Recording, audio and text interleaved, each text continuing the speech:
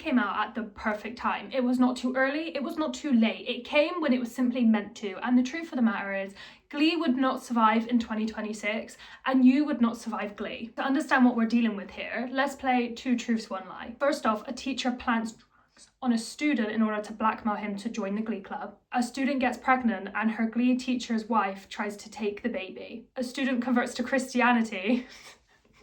A student converts to Christianity after finding Jesus grilled into his grilled cheese sandwich, also known as Jesus. Now that was a trick because they are all indeed true, and that is what you need to bear in mind when we get into Glee. You want to tell me how long you've had a problem? I don't even know who the chronic lady is. I've never seen that before, Mr. Shue, I swear. It's not mine. I'll pee in a cup. You could land in prison, son, and I don't want to see you throw away everything you have to offer the world. I just expected more out of you, Fan. You can't raise this baby, Quinn. I'm sorry, but who are you? I'm just somebody who wants to help. I don't need your help. Get the hell out of my car! I'm so hungry. I'm not the most religious guy. I sort of worship Eric Clapton and Ocho Cinco, but this was different. So I decided to see what it felt like to, pray. The further on we get into this, the more I need you to remember that this was network television. This was premiered every single week. Millions of people tuned in for this. A matter of fact, at their peak, they had 10 million people view this show. And in 2009, it was considered one of the popular shows to watch. Not only did it have insane plots and characters that just said really out-of-pocket things, but the music in it slapped. We had Don't Stop Believin', very iconic, Cough Syrup, Smooth Criminal, and my personal favourite, Trouty Mouth, performed by the icon herself, Santana Lopez. Now, if you're watching this and thinking, I don't even know what Glee is, I honestly don't even know why I'm here, this is what Glee is in a very, very small bubble. It's a show where a bunch of high school students join Glee Club, and the whole purpose of it is to get to nationals because then they can save Glee Club from being taken out of the extracurriculums for students. Within that, we follow the students' lives, we follow the teachers' lives. There's no one who is saved from this show and having their dirty laundry aired. So let's get into why this iconic, culture-shifting phenomenon that we know as Glee would never exist in the big year of 2026. To start this, you have to remember 2009, it survived in its own ecosystem. 2009 was a crazy time. It stood on its own throughout the years, and we didn't have TikTok. Twitter was still really early in its development. I think it was maybe 2 years out, so you didn't have everyone on Twitter tweeting about things.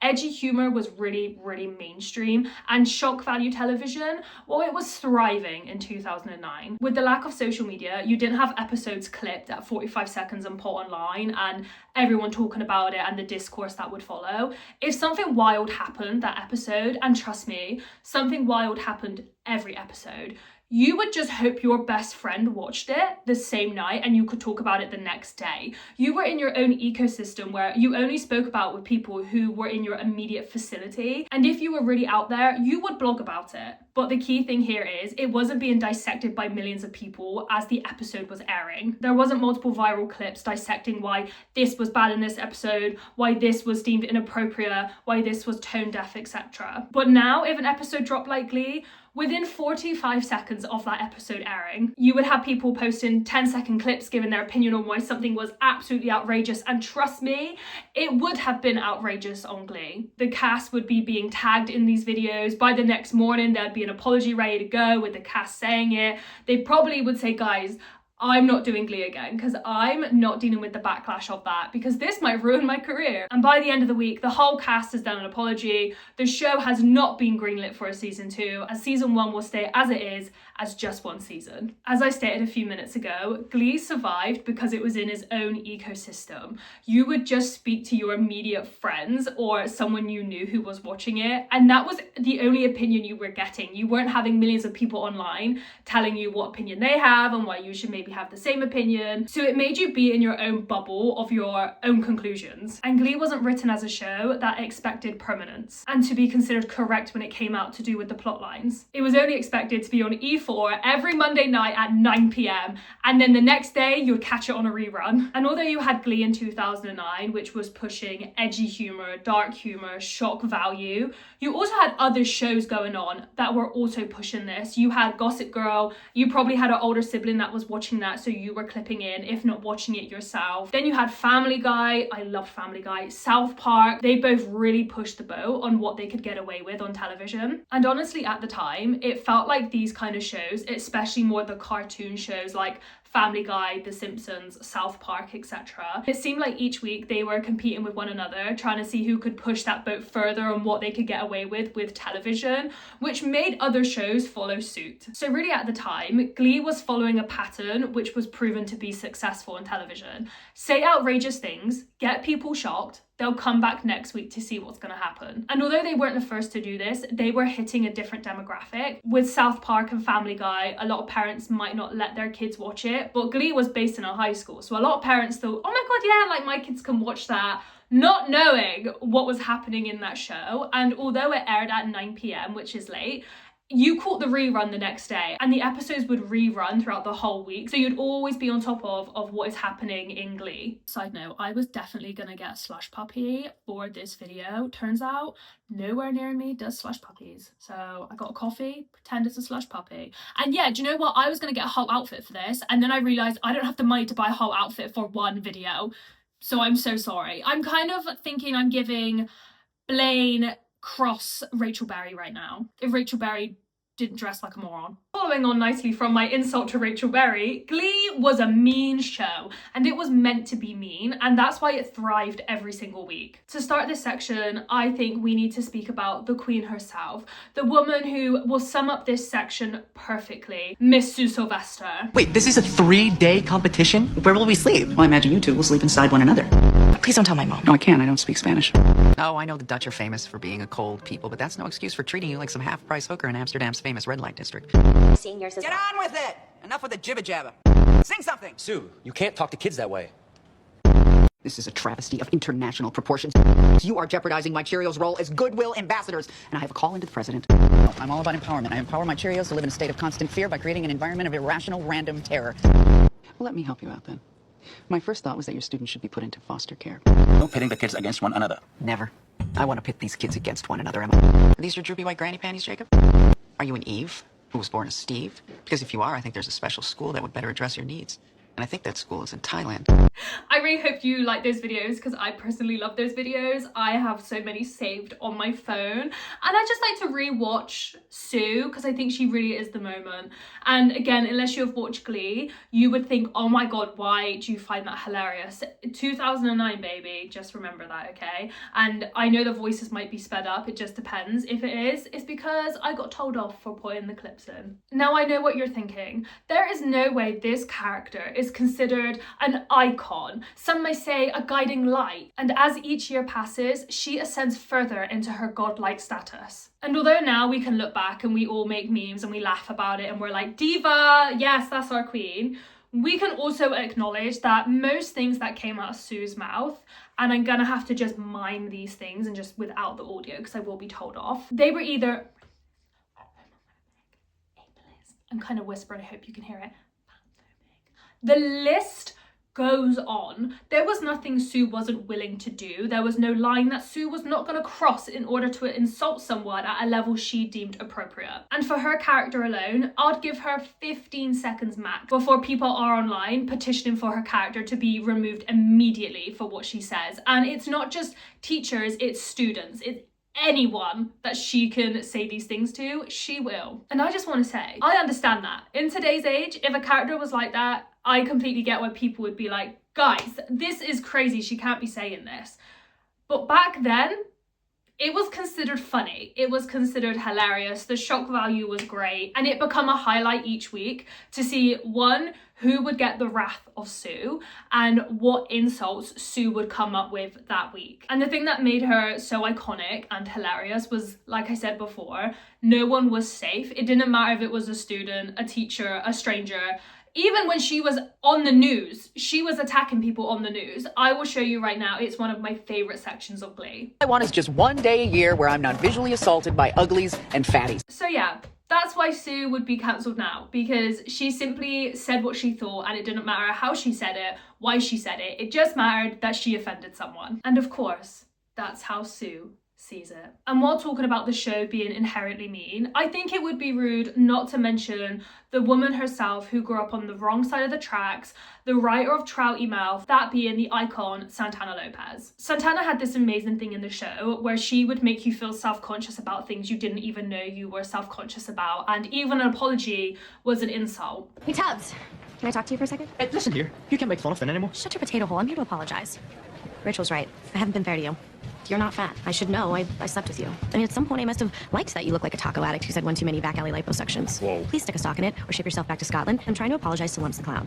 I am sorry, Finn. I mean, really, I'm sorry that the new directions are going to get crushed by the Trouble Tones. I'm also sorry that you have no talent. Sorry that you sing like you're getting your prostate checked and you dance like you've been asleep for years and someone just woke you up. Have fun riding on Rachel's coattails for the rest of your life. Although, you know what? I would just watch out for her come holiday time if I were him, because if I were her, I'd stick a stent in one of those boobs and let the Finn blubber light the Hanukkah lamp for 8 magical nights.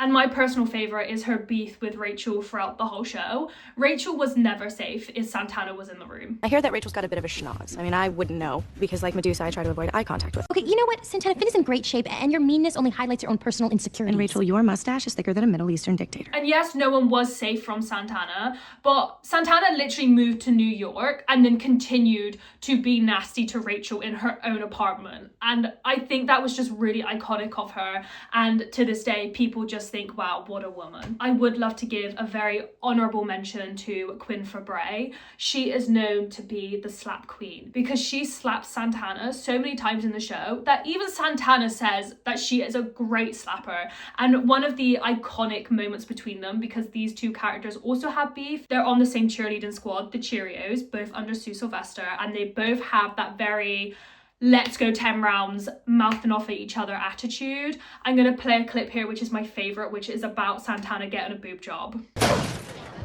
You did this to me. You told Coach Sylvester about my summer surgery. You have a surgery when you get your appendix out. You got a boob job. Yep, sure did.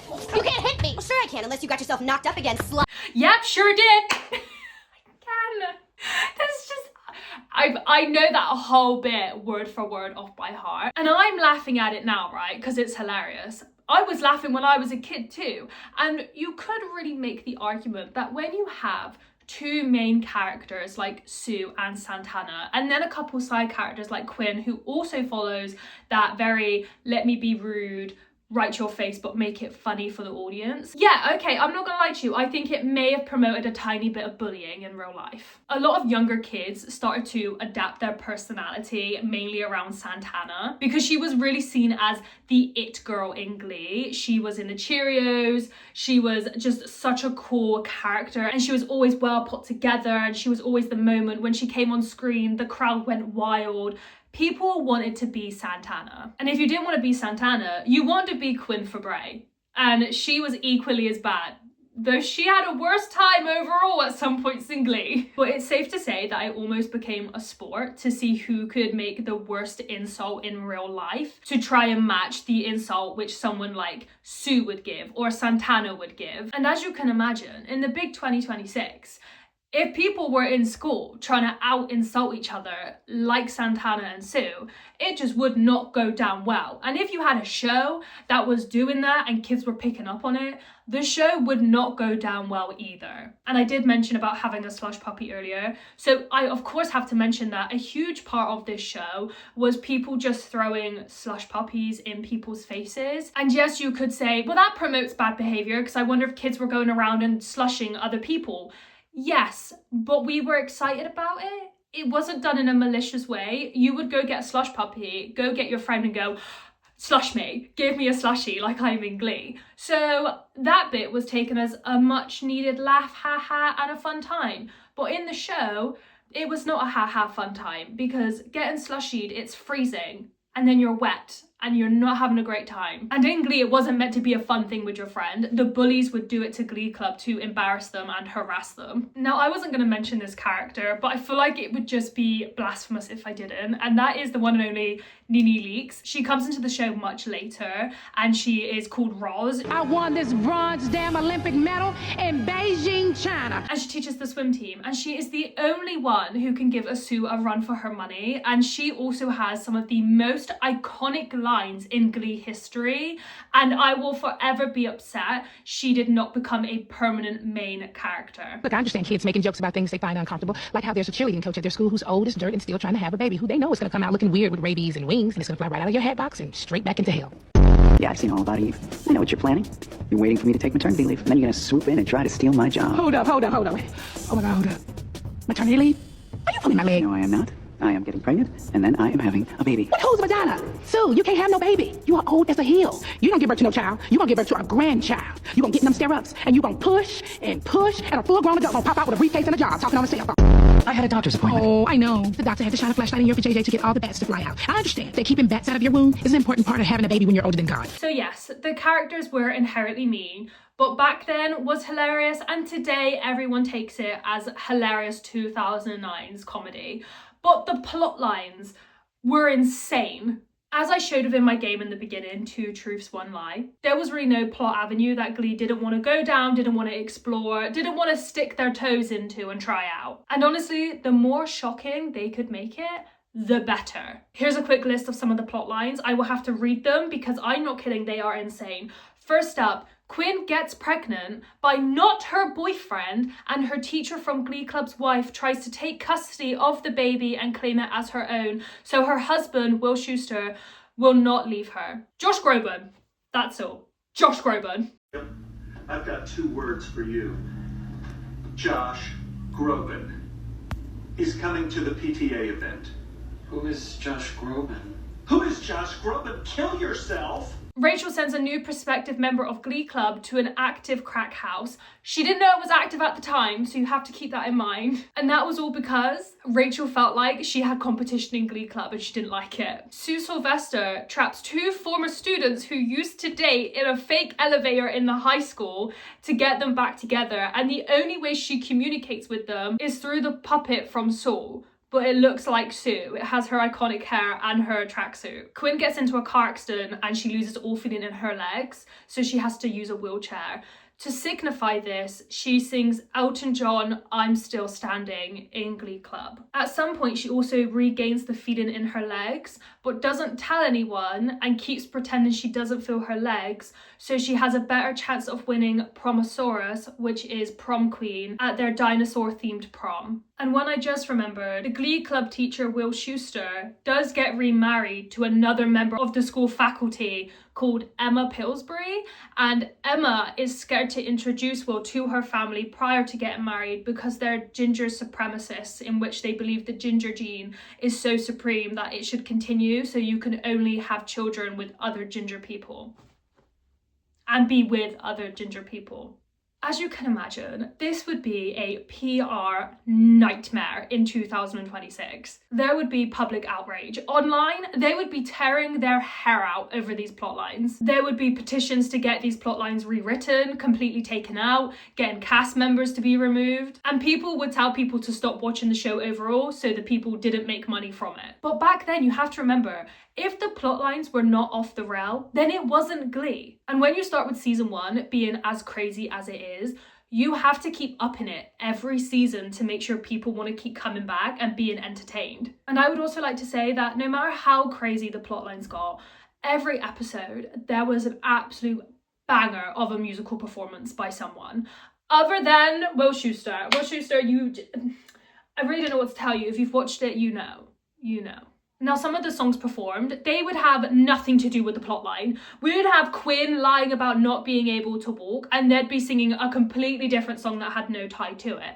But sometimes the song would tie heavily into the plotline, and this is where we introduce the woman herself, the belter, the woman who should have got more screen time and more solos in Glee, Mercedes. Now, Mercedes went into Glee Club and she sung I'll Bust the Windows Out Your Car. Now, why did she sing this? Well, that's because a very, very gay Kurt Hummel rejected her advances. So, well, she went and threw a brick in his car and then sung that song to him. Worth noting, Kurt was not out at this time, so Mercedes didn't know. And then when he did come out, Mercedes and Kurt, they were tight, and it was very sweet. And a special shout out to Kurt Hummel performing All the Single Ladies in the basement, because I just always remembered that scene, and I just love it.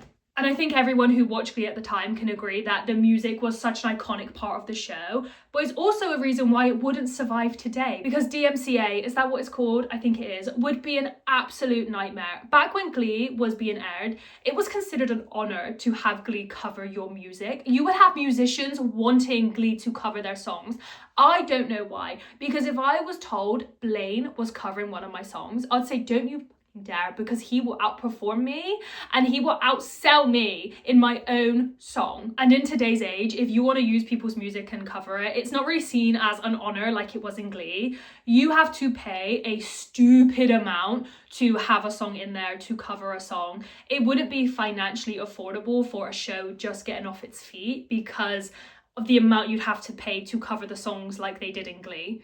You gotta remember, sometimes they were doing 3 songs an episode. Don't even get me started on mashup week, okay? We had many of songs in mashup week. So yeah, the music slapped, the plot lines were crazy, but it is worth noting that Glee still spoke about really important topics in their own way. Again, I'm gonna read from a list just so I don't miss any. First up, we have Santana struggling with coming out to her family, especially being outed publicly by Finn before she even wanted to come out. We had Kurt dealing with bullying and in school, Kurt's relationship with his dad and the fear of rejection, the show tackling teen pregnancy through Quinn's storyline. We had religion versus identity conflict. I believe that was with Kurt and Mercedes' church storyline, if I'm remembering correctly. We had body image issues. We had that with Mercedes and we had that with Marley in the later episodes. We had mental health themes, especially following grief in the show. We had Santana's abuela rejecting her because she came out. We had the pressure of being different in a really small town, high school, but we also had found family in Glee and watching these students come together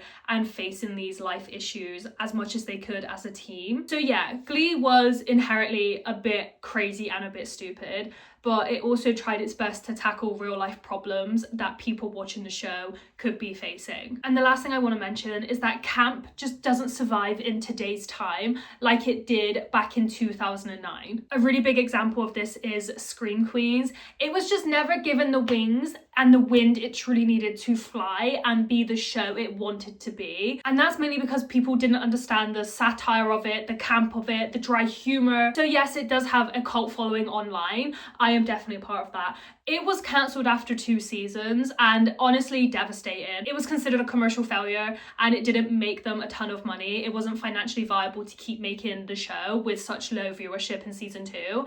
And to be fair, when I first watched Scream Queens, I didn't understand it. However, on a rewatch, I loved it. I absolutely love it now. I watch it all the time, especially season 1. And Chanel's insults can go bat for bat with Santana's. Can it, manatees? This is why you turdlets need me. Do I make myself clear, you Because a backstabbing little got exactly what was coming to her. A bunch of hobos. This dumb, dead you were a stupid little trollop, and I hope you're burning in hell right now. I hope you fat heifers did your homework. And that walking jawline Grace What's-Her-Nuts. The show Insatiable was another example. Again, it had 2 seasons. It was considered camp, but it didn't get the traction it needed to take off. It had pretty low ratings. It didn't get a lot of funding because of that. And I believe there was a massive petition over the show for being fatphobic. Now, I haven't watched the show. I know it has Debbie Ryan in it. Now, Debbie Ryan, I could do a whole video on because I find her hilarious. And the things that come out of her mouth, I just can't deal with her. But what I was trying to say is that although I didn't watch the show, I know online a lot of people did really like the show and there is still quite a following for it. And I know on Reddit a lot of people still talk about it and that it was cancelled, and a lot of people have it as their comfort show. I haven't watched it, can't really give my 2 cents on it. But we have to keep in mind, for camp to work, it has to live symbiotically with exaggeration. And Glee at the time could do this. It didn't face the backlash it would in modern day times because it didn't have the internet requiring accountability, coming out and apologizing. You could release an episode and the episode was it. It stood and that was it. But because of this in today's time, you can't have a show that pushes the boat with humor and how far they can push it before people get upset. Because if they push it too far, even by a millimeter, the show's done for. And in today's age, the actors would be harassed for their characters and would be harassed for the script. Although they don't have a say in it, they'd get the backlash online. They'd be expected to take the responsibility, they'd have to come up with an apology. And honestly, when it comes to a show that's camp, as an actor or an actress, you'd have to roll the dice on if it was worth it and if this would ruin your career if you took it, or if it would excel it and you'd be considered an icon many years to come. And I think a lot of people don't want to roll the dice on that. And on top of that, networks also had to roll the same dice. Do you play it safe and ensure you got better ratings and most likely more money, then deal out with the fallout of a show like Glee if it wasn't received well? So in a way, it does come down to the fact that when you make a camp show, the chances are it most likely won't do well. The company's going to lose money. The actresses or actors don't book any more roles, and it just stands in a lonely corner never to be seen again. So in conclusion, the music slapped. The early seasons were absolutely wild. It gave representation that felt huge in 2009. It made theatre kids feel seen. It was chaotic but fun. It was messy in a way that TV doesn't allow anymore. And that is what you missed on Glee.